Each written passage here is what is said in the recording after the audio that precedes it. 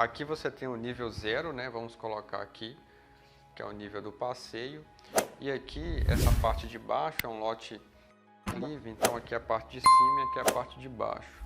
Ele tem um desnível para a rua de 3 metros de altura. Então você teria que começar a construir aqui. Você vai subir 3 metros para você chegar nesse nível aqui, para depois construir a parte de cima da casa. Você tem um pavimento acima do nível da rua. E o que acontece, né, na maioria desses lotes, tem que entrar com máquina, fazer um corte de solo, na qual você se depara geralmente com um muro de arrimo. E o que acontece nesses casos? Eu sempre tento aconselhar a meus clientes a fugir do muro de arrimo. Por quê? Porque o muro de arrimo tem um custo muito elevado antes mesmo de você começar a construção em si. Primeiro, você vai fazer a terraplanagem, vai fazer todos os cortes e depois vai ter que ter todo o preparo. Na hora de fazer a construção do muro, você tem que fazer um corte maior para você ter acesso à parte de trás desse muro de arrimo, no qual você já vai gastar mais dinheiro com isso, fazer todo o sistema de drenagem dessa água que vai percorrer atrás do muro, e dependendo do tipo de cômodo que você tiver, vai ser mais arriscado ainda você controlar toda a questão de umidade do solo que vai vir por trás do muro de arrimo. Então eu sempre tento aconselhar a fugir mesmo quando se tem a chance dessas contenções que dá para dentro do imóvel. Então, uma coisa que eu aconselho, que geralmente, na maioria das situações, o que acontece? Se eu vou construir, aqui tá a limite do meu lote, essa linha. Geralmente, alguns projetos, o que acontece? Eu tenho que fazer um muro de arrimo aqui, né? Vou pegar o nível aqui, mais ou menos, só para ter uma noção aqui, o nível de baixo. Então aqui assim daria meu muro de arrimo.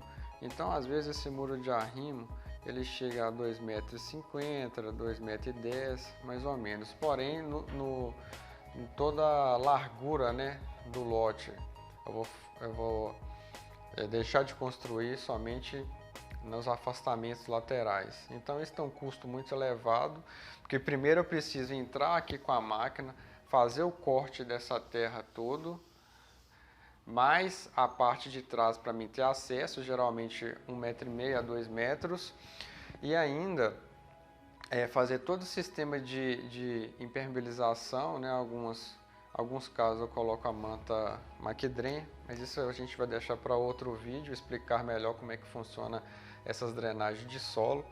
Então eu tenho que ter um acesso aqui de pelo menos 1,5 m, né, para mim trabalhar aqui atrás e depois fazer todo, aterrar de novo para mim voltar a fazer a construção por cima. Então eu não aconselho, né, quando tem essa situação de gastar primeiro uma grande quantidade de dinheiro nesse muro de arrimo e o dinheiro que eu poderia estar gastando na construção em si. O que eu aconselho a vocês? Você tem um terreno dessa forma e pretende começar a construir de baixo até em cima, então o que eu aconselharia era o seguinte: pegar esse muro de arrimo e vai eliminar esse muro. Você vai tentar trazer o seu corte do seu terreno de forma que ele fica inclinado, seu solo fica inclinado e morra no pé do seu muro de arrimo.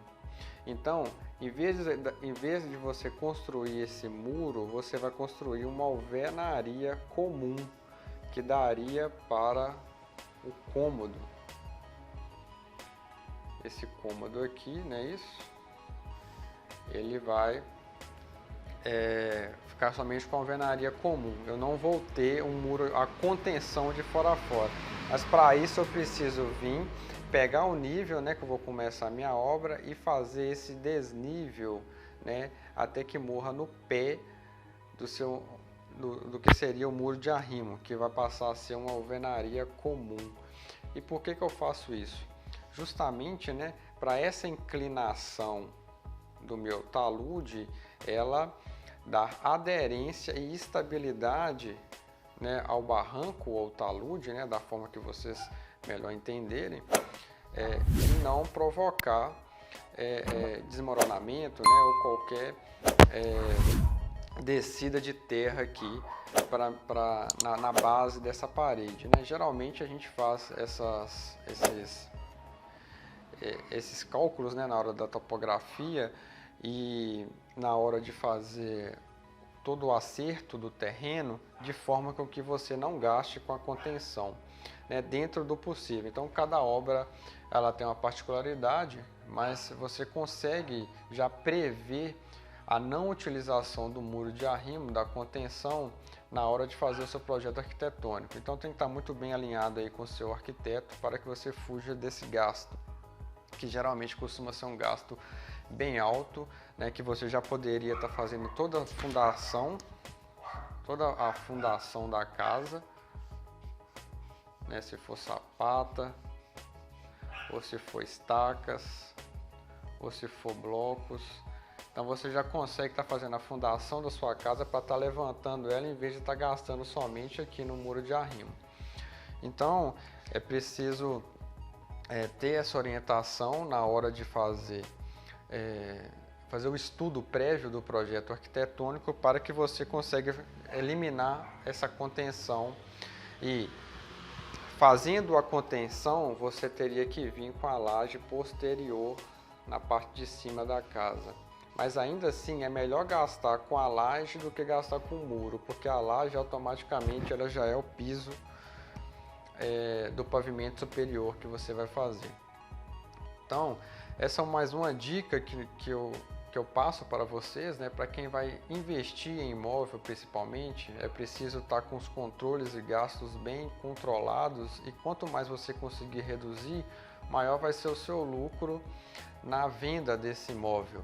Ou para quem está executando obras, né, com preços globais. Então essa é uma dica muito eficiente, né, que eu já passei por essa situação de estar eliminando contenções, né, e isso é um ganho para todos os lados.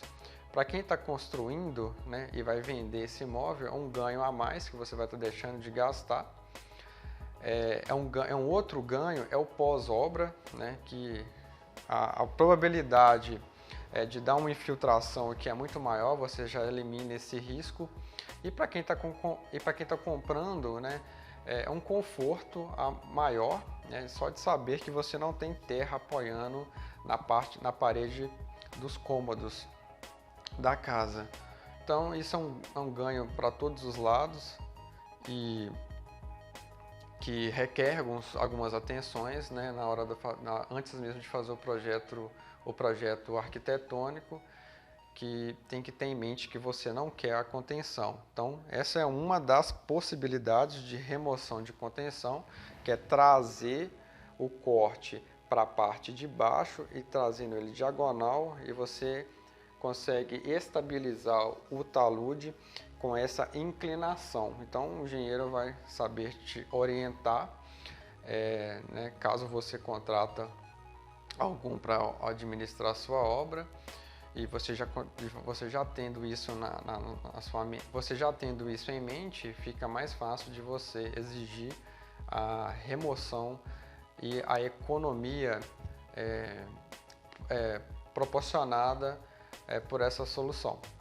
Então acompanhe os próximos vídeos que nós vamos postar. Estamos falando em terreno em declive, nós vamos falar de terreno em aclive e terreno plano, né? Como que vai construir em cada tipo de terreno, e várias outras dicas para você que está querendo investir em imóvel, ou você que está querendo construir a própria casa. É uma mentoria da base ao acabamento. Então, muito obrigado.